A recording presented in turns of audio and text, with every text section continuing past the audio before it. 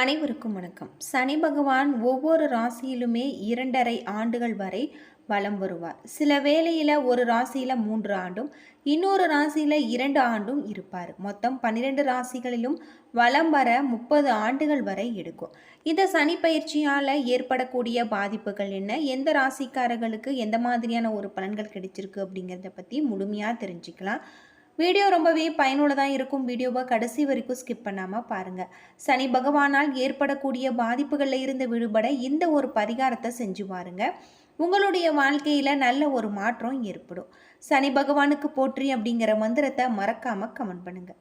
நம்முடைய சேனலில் வாராகியம்மன் ஜோதிட நிலையத்தில் அனைத்து விதமான பிரச்சனைகளுக்கும் தீர்வு சொல்லப்படுது.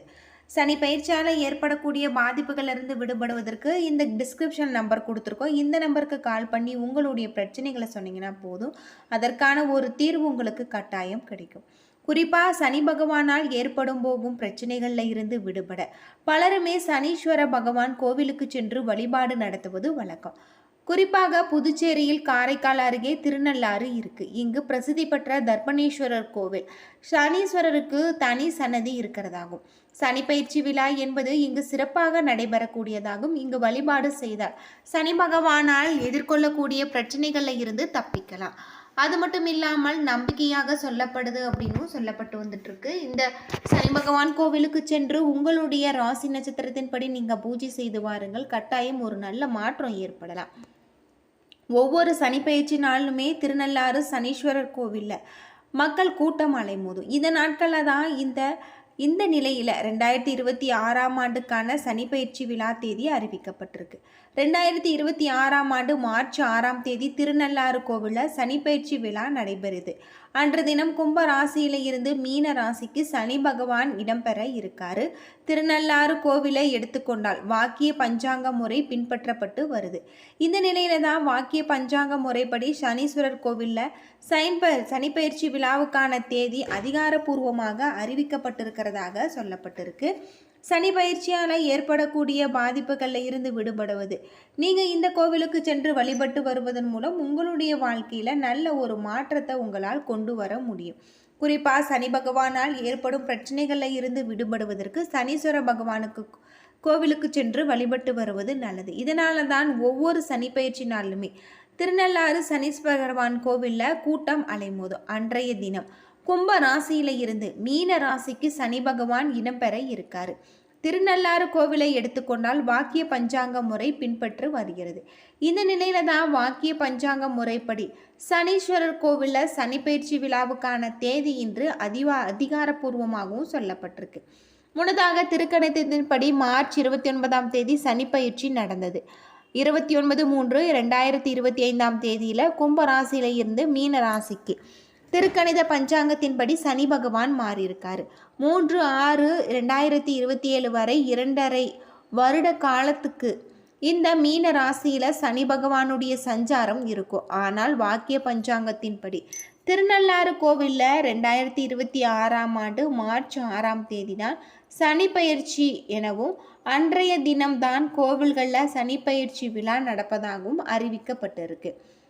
இப்படி இருக்கக்கூடிய காலகட்டத்தில் நாம் சனி பகவானை வழிபட்டு வருவதன் மூலம் நம்முடைய வாழ்க்கையில் தோஷங்கள் இருந்தால் நிவர்த்தி ஆகக்கூடிய வகையில் தான் இந்த சனி பயிற்சி உங்களுக்கு அமைஞ்சிருக்கு அப்படின்னு சொல்லலாம். குறிப்பாக திருக்கணித பஞ்சாங்கத்தின்படி மார்ச் 29ஆம் தேதி 2025 ஏற்பட்டது. அன்றைய தினத்தில் இருந்து உங்களுக்கு என்ன மாதிரியான ஒரு பலன்கள் கிடைச்சிருக்கு அப்படிங்கிறத பற்றி தெரிஞ்சுக்கலாம். பொதுவாக சனி பயிற்சி பலன் குறிப்பிட்ட சில ராசிக்காரர்களின் வாழ்க்கையில் நல்ல ஒரு மாற்றத்தை ஏற்படுத்தி தரக்கூடிய வகையில் இருக்குது. இந்த சனி பயிற்சி பலன் 12 ராசிக்காரர்களுக்குமே கிடைக்கக்கூடிய நன்மைகள் என்ன அப்படிங்கிறத பற்றி முழுமையாக தெரிஞ்சுக்கலாம். பொதுவாக குறிப்பிட்ட சில ராசிக்காரர்களுக்கு இந்த சனி பயிற்சியால் நல்ல ஒரு மாற்றம் ஏற்படக்கூடிய வகையில் சொல்லப்பட்டிருக்கு. சனி பயிற்சி பலன் உங்களுக்கு சிறப்பானதாக இருக்குது. மேச ராசியில் பிறந்தவர்களுக்கு நன்மை தீமை கலந்த ஒரு பலன்களை உங்களுக்கு கொண்டு வரக்கூடிய வகையில் அமைஞ்சிருக்கு. இந்த காலகட்டம் முழுவதுமே மேச ராசியில் பிறந்தவர்களுக்கு சிறப்பானதான ஒரு நன்மைகள் ஏற்படக்கூடிய வகையில் உங்களுக்கு சொல்லப்பட்டிருக்கு. சனி பயிற்சியால் ஏற்படக்கூடிய பாதிப்புகளிலிருந்து விடுபட நீங்கள் சனி பகவானுக்கு கருப்பு எள் வைத்து தானம் செய்வது, கருப்பு எள்ளில் தீபமேற்றி வழிபட்டு வருவது உங்களுக்கு நல்ல ஒரு மாற்றத்தை தரக்கூடிய வகையில் உங்களுக்கு அமைஞ்சிருக்கு. அது மட்டும் இல்லாமல் இந்த காலகட்டம் முழுவதுமே உங்களுக்கு சிறப்பானதாக இருக்குது. விசுவாச ஆண்டின் வாக்கிய பஞ்சாங்கத்தின்படி இந்த சனி பயிற்சி நடைபெற இருப்பதால் உங்களுக்கு சிறப்பான யோகமான பலன்களை தரக்கூடியதாகவும் இருக்குது. இந்த காலகட்டம் முழுவதுமே உங்களுக்கு சனி பயிற்சியால் வாழ்க்கையில் இருக்கக்கூடிய பெரிய பாதிப்புகளை இருந்து நீங்கள் விடுபடக்கூடிய வகையில் உங்களுக்கு சொல்லப்பட்டிருக்கு.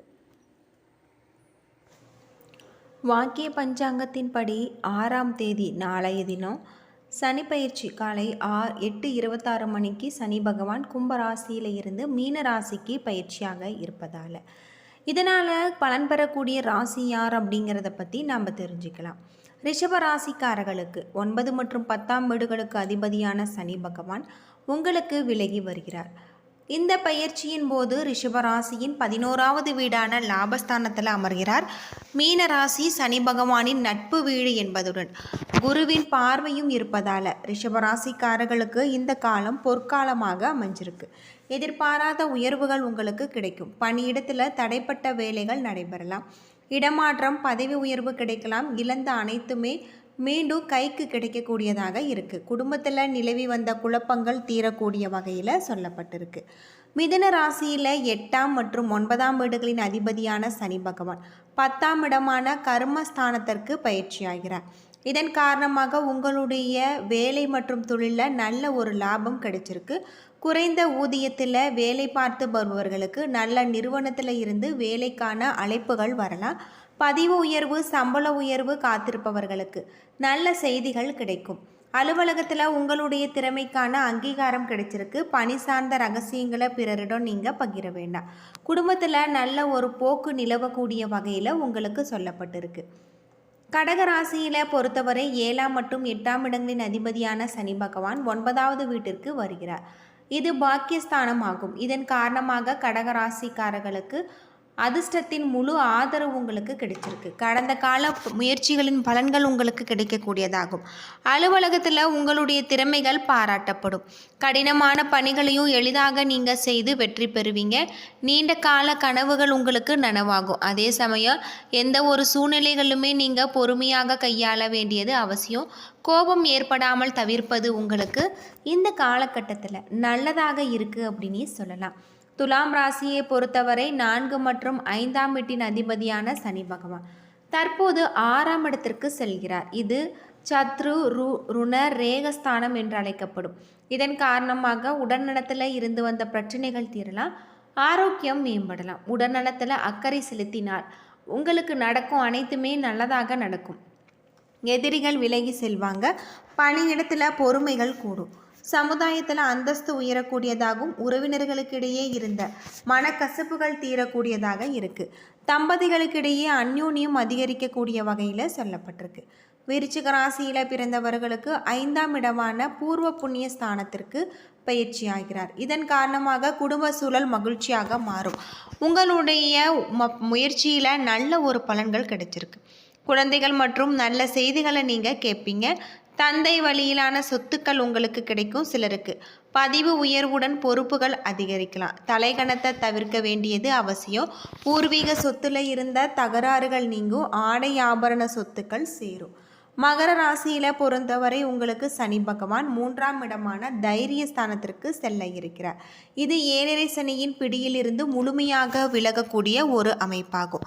இது சகாஸ்தானம் என்பதால் உங்களுடைய எண்ணங்களுக்கு ஏற்றாற்போல ஏற்றமும் மாற்றமும் கிடைச்சிருக்கு. அலுவலகத்தில் புதிய முயற்சிகளுக்கு உங்களுக்கு நல்ல ஒரு காரியங்களில் வெற்றி கிடைக்கக்கூடிய வகையில் சொல்லப்பட்டிருக்கு. இடமாற்றம், பதிவு உயர்வு கிடைக்கலாம்.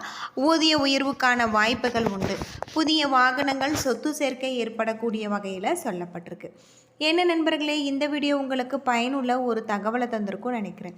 வீடியோ பிடிச்சிருந்தா லைக் பண்ணுங்கள், ஷேர் பண்ணுங்கள், கமெண்ட் பண்ணுங்கள். நன்றி நண்பர்களே.